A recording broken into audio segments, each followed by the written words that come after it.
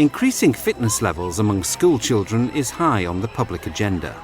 Yet when it comes to achieving government targets of 2 hours high-quality PE and school sport per week, girls are lagging behind. In spite of increased provision in many schools, teenage girls are still dropping out.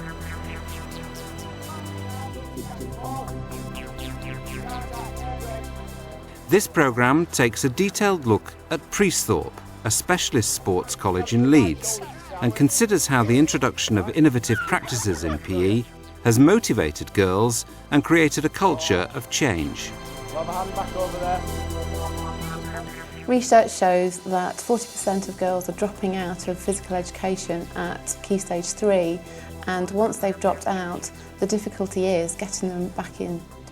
A recent Morris survey found that while 3/4 of girls aged 11 to 21 would like to be fitter, almost half don't feel comfortable exercising in front of other people.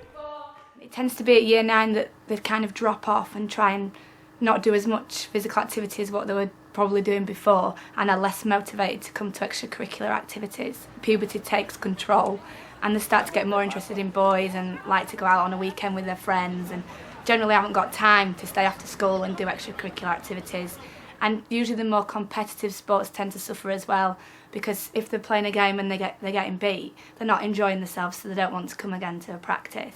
I don't like doing netball and things like that because I'm not very good at catching. Didn't like doing football because I always fell over, and I couldn't kick ball in a straight line. The thing I don't like in PE is probably hockey because you always get like hit on the hands or something. Sometimes I feel a bit self-conscious around the boys because they don't like the same things that girls do, and they'll probably like maybe laugh at you or think, what are you doing? You think you've got to show off in front of them because boys are always better at sports than you and they just think they're so good. It puts me off because you're not concentrating on yourself, you're concentrating on trying to be better than them all the time. Problems that we were experiencing were that as the girls got older, they didn't want to wear the kind of PE kit that they'd been wearing when they were younger. They hated going outside in the winter. They didn't like participating in team games all the time. They wanted to do something that was for themselves.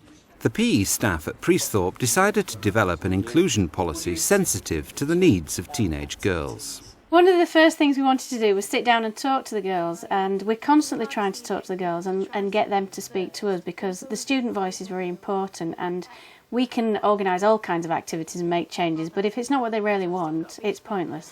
We're always interested in knowing what you like, what you don't like, what you would like to participate in, so this is your chance to tell me, so please be honest, and we'll see what we can do from now on. I've taken part in kickboxing, that was really good. That's like something you get to do, which is very different to normal sports. I enjoy doing trampolining after school because it's a very energetic sport, and when you've done it you actually feel like you've got something out of it.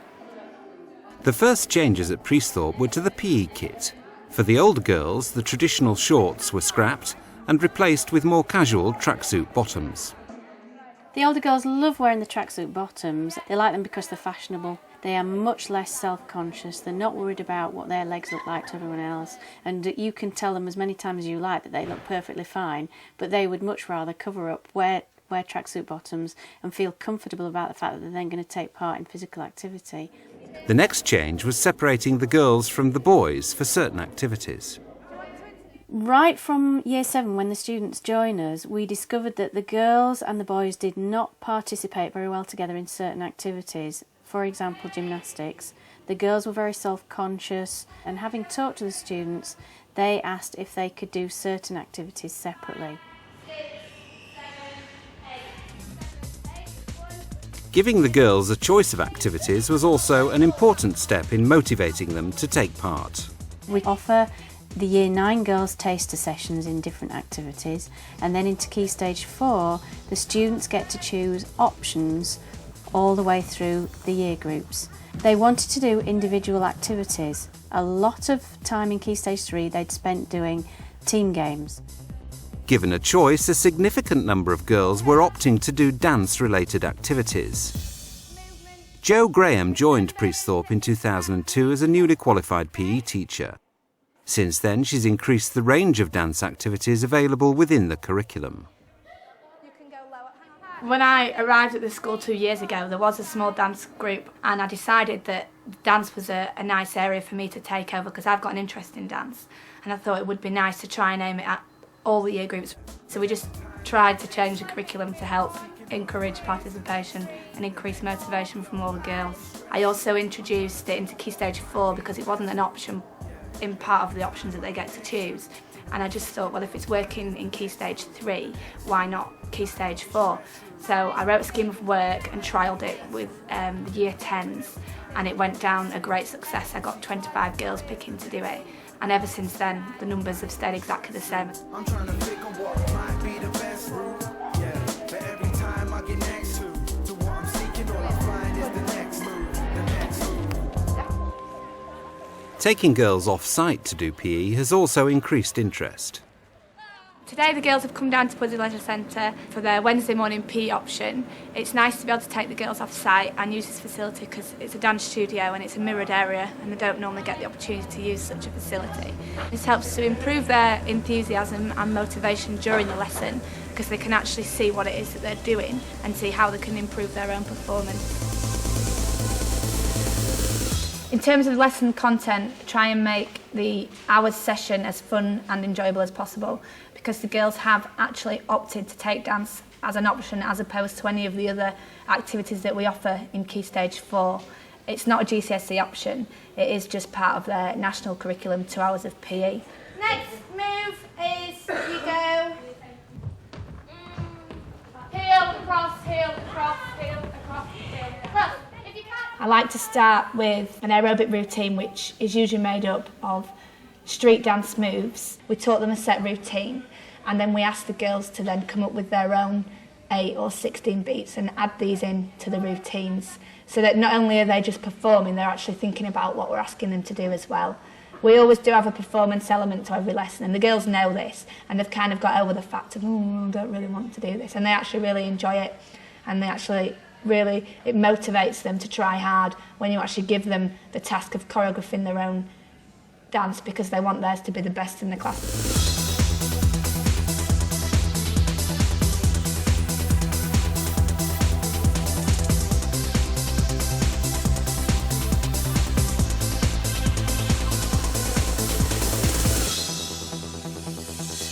It's a really popular choice with the girls. It has great impact and I think that's purely because they really enjoy it.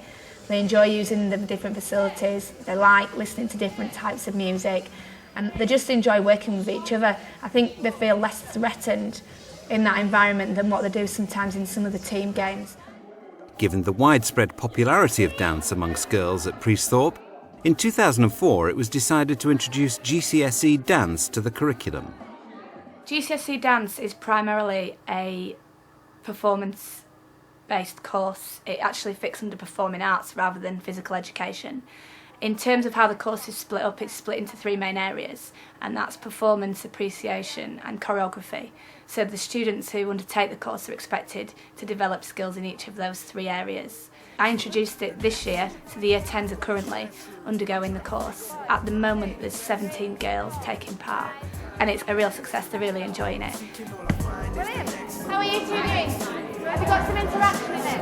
I'm trying to pick on what might be the best route, yeah. But every time I get next to what I'm seeking, all I find is the next move, the next move. When it comes to their choreographic skills, they're obviously having to learn to be really confident within their own bodies and learn how to express themselves through their movements, through their dances. Other teachers will have heard of GCSE dance but are probably quite concerned about the fact that it comes under the title of performing arts rather than PE. I'm a non-specialist dance teacher and I've just taken it on board this year and I'm really enjoying learning about new aspects of the course and I'm finding it really good for my own professional development as well as for developing the girls' knowledge. I like dance because I like to show like big dimensions and show my emotions in all my dancing.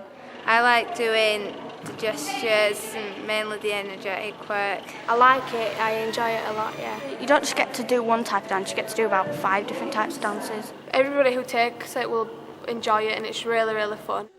GCSE dance is now being offered in many schools across the country, and there are several established training courses that teachers can attend. Today, Joanne is attending a GCSE dance course run by Keynote Educational. The purpose of the course is to introduce us to the new set study, which is Frontline by Henry Oguike. You get a fantastic resource from all of the courses, and I find that the work's invaluable to my actual teaching. It's given me some great new ideas that I can take back and show the girls, and it really also helps me with the choreography, which is not my strongest area.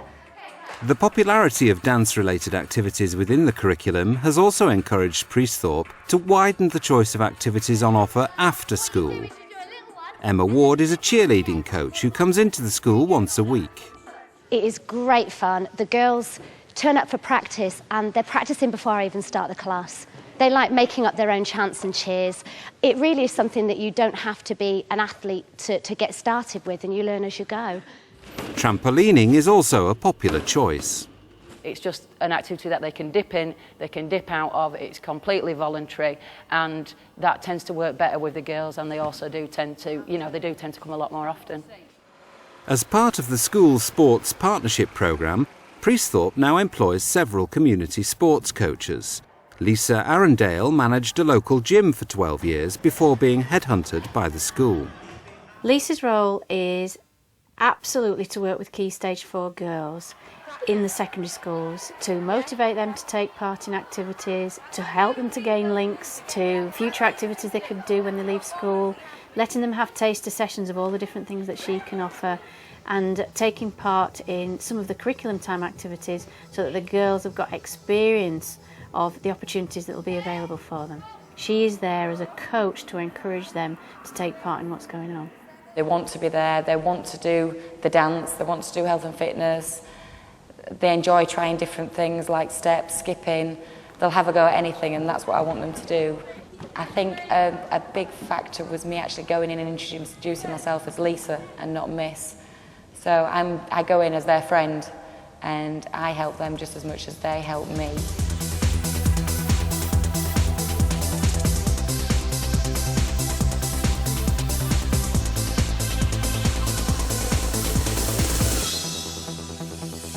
We've seen girls here who have not taken part in any extracurricular activities before, have just taken part in lessons, who are now wanting to stay behind or take part at lunchtime and do extra. And it's because there's a person there who's got time. The fantastic bit about Lisa is this is her one specific role, and she's got the time allocated to work with these girls who want somebody to work with them. Priesthorpe School has seen a steady rise in the number of girls taking part in PE and school sport. In the last 2 years, it's seen a 6% rise in the number of girls doing curriculum PE and a 12% rise in those taking part in after-school sport. Physical activity makes people feel a lot better. It's just getting there in the first place. The hardest step is getting out of your seat and joining in. We can see that the combination of all the things that we're trying to do for the girls really is making a difference. We can see that they're enjoying the activities, they're happy coming down to do PE. We hardly have any students who don't participate. Everyone is keen to try new things, and we hope that this is always going to continue. And listening to the student voice has definitely made a difference to the things that we do here.